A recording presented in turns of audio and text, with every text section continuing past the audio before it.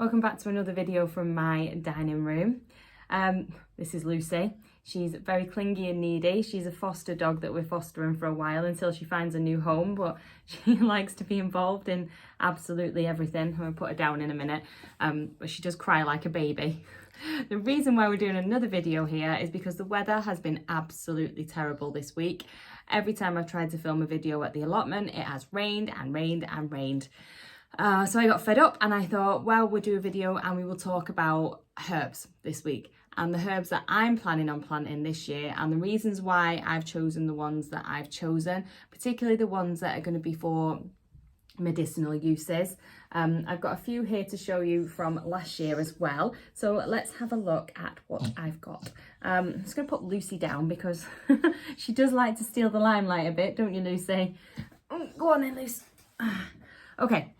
So the first herb that I am going to be planting this year is Mullein.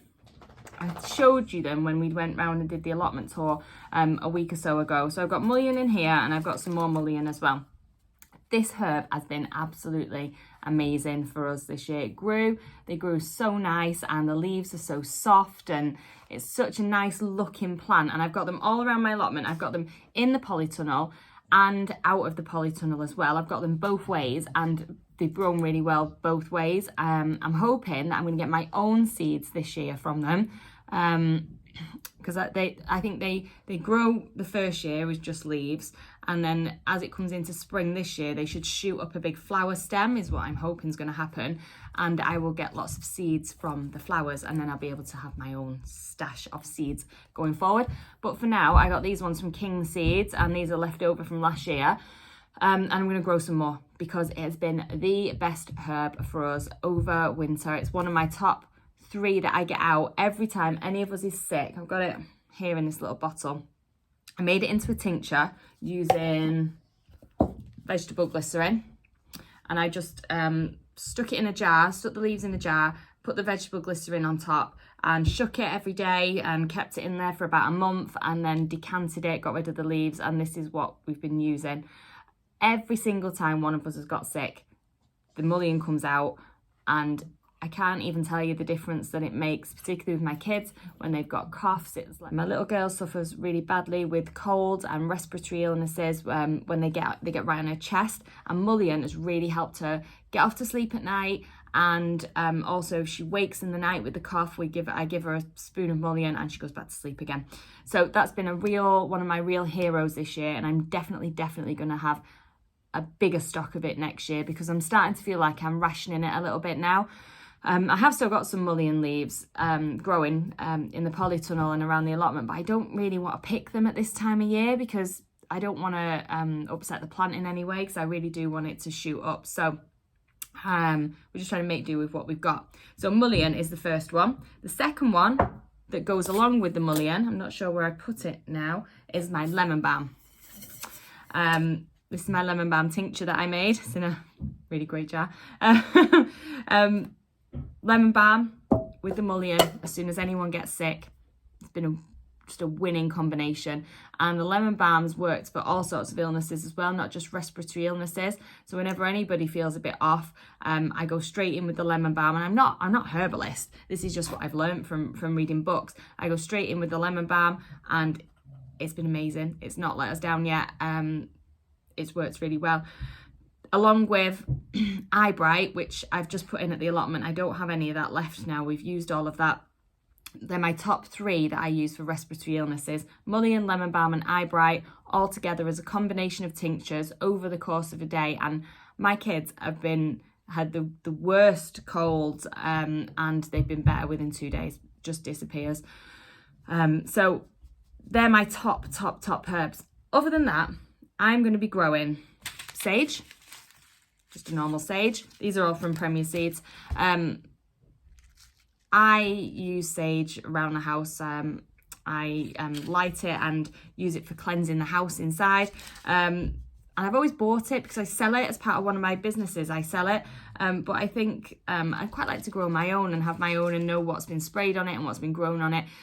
So sage I'm going to try that this year. I've never grown sage before, so we'll see how that goes. Chamomile for tea. think I'm going to give that a try this year. Also, good old calendula. This is some of my dried calendula that I've got left. I've got loads of it in jars as well. Calendula did so well for me last year. And there was a point where I was a bit scared to cut it, you know, to take the heads off to keep the flowers for drying. But once I started doing it, my calendula just bloomed massively. I had so much of it, and it was still going right until December. It only stopped when we got that really horrible cold and frost in December. But other than that, it's been amazing, and I've got so much of this stuff hanging around my house still drying that I'm going to use. And I also make it into, I make my own my own lip balms and body creams and things like that. And I've been making calendula oil to go into that as well, which has made it even more soothing. So that's one of my top ones that I am growing this year. I saved a load of seeds from my calendula and I put them in one of my safe places that I've got no idea where they are now. So I did buy another pack just to be on the safe side in case I don't find mine. I've got another pack of calendula to do better this year with my storage systems. Basil. I've got normal basil, sweet basil and holy basil as well. The sweet basil I'm going to grow. Obviously we use it for food a lot. But also I used it when one of my little girls got an ear infection last year, and it was amazing. I just got a couple of leaves off the plant and squeezed them till I got some juice out and used a couple of drops of the juice in her ear, and she was screaming in pain at that point, and within 10 minutes she was fine. There was no problem. It was all gone and she never complained about it again. So who knows, was it the basil, wasn't it? But it's worth it's worth having it. So that's the basil and the holy basil as well, which is I think I'm going to make that into a tincture. It's good for like revitalizing, giving you energy, things like that. So that's the holy basil and the normal basil. Echinacea. I tried to grow this last year. This one's from King Seeds, I think. It didn't grow very well for me. It was kind of a last minute thing. Towards the end of the, sort of midsummer, I tried to plant it and it didn't do very well at all. And I did keep it in the polytunnel, which I probably shouldn't have done. So yeah, it died. So I'm going to give that another go this year, and I'm going to keep that for respiratory illnesses going into next winter as well. Probably make it into a tincture, and I might keep some of the flowers as well for teas, dry them out if I can get them going. And then this one is Marshmallow. I'm going to try Marshmallow this year. Apparently Marshmallow is another one that's really good for respiratory infections, really good for soothing inflammation and things like that. So I'm going to give that a try. Plus it looks really pretty as well anyway, doesn't it? So I'm going to give it a try. It's definitely wet enough around here anyway to grow marshmallow.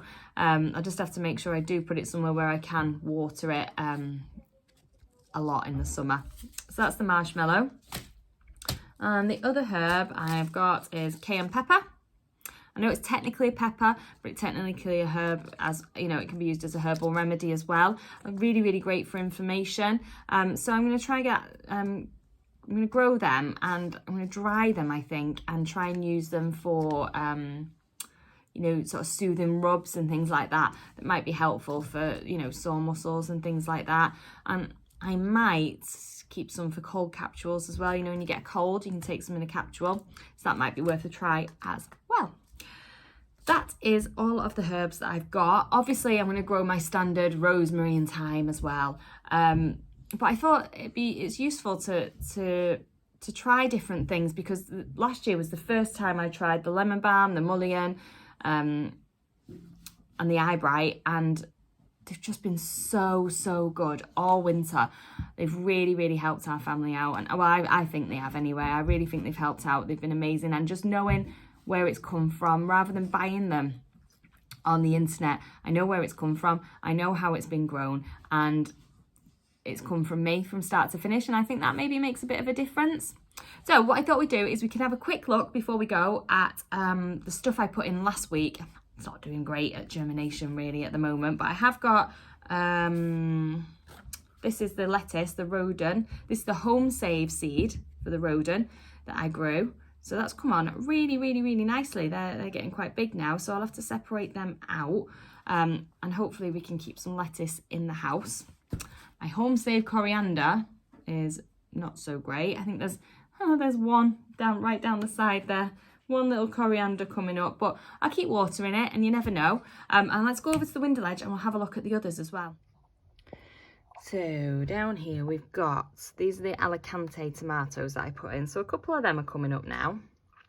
Does look a bit dry, but it's not. A bit clumpy. It might be too thick really. I should have probably sieved the soil really. This is the homegrown, the chilies that I used fresh out of the seeds that I used fresh. So I've got 2 there come up. But nothing really much else. So far anyway. These are the red peppers. A couple of them are coming up. That's the secret tomatoes, the allotment tomatoes. And some other tomatoes, they're coming up all right there. So that's the tomatoes, and then the onions, spring onions are coming up really well, which you would expect.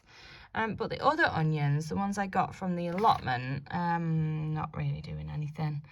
And I'm not entirely sure that these are onions, because they don't look like onions. Onion seedlings don't usually look like the spring onion ones. So I'm not sure what's coming through there, but I don't think it's onions. But never mind. We'll see what we get coming out of there. Hopefully next week the weather might be a bit better. We can get down the allotment and film a video. You can see what's going on down there. I've got so much to do down there, but the weather's just terrible every single day. There's no sort of in between at the minute. It's either chucking it down with rain. I mean, it's the lighting is terrible. It's 10 o'clock in the morning and it's not even really light outside. It's just so bad. So it goes between rain and dark cloud, and you know, or you've got the other extreme of frozen and snow. So there's no happy medium at the minute. I've got lots and lots and lots of jobs to do down there. One of them, which is going to be trying to rebuild a fence down there, which I've got to get done this week. But I really don't want to, because I hate all that sort of DIY stuff, but I can't do it. So hopefully we can get another video next week down the allotment, and until then, I'll see you soon. Bye bye.